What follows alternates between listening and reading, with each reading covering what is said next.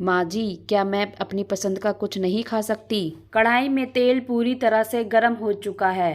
मैंने तड़का देने के लिए प्याज तो काट रखा है, पर तड़के में सिर्फ टमाटर, लहसुन, धनिया वगैरह वगैरह डालकर तड़के वाली दाल बनाई है और प्याज को बचाकर रख लिया है।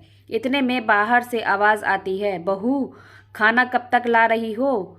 ला रही हूँ मम्मी जी, मैंने कहा। मेरे परिवार में कुल 6 लोग हैं।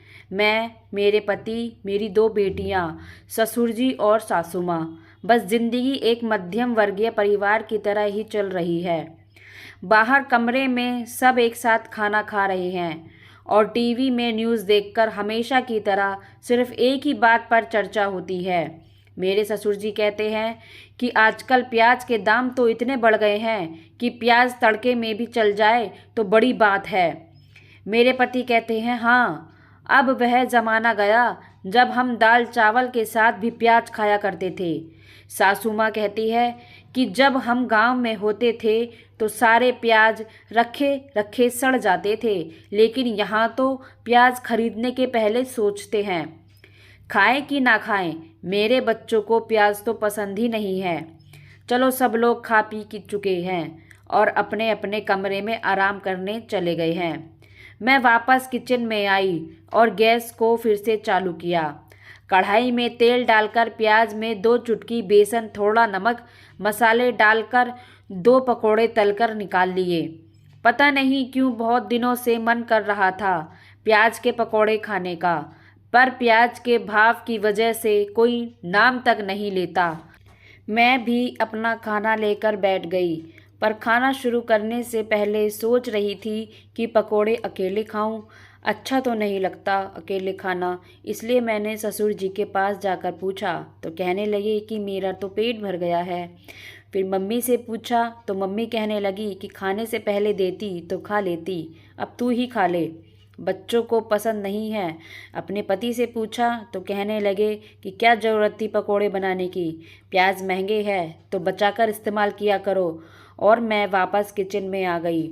पता है, हम औरतें अगर खाना बनाती हैं तो पहले सबको खिलाती हैं और अंत में खुद खाती हैं।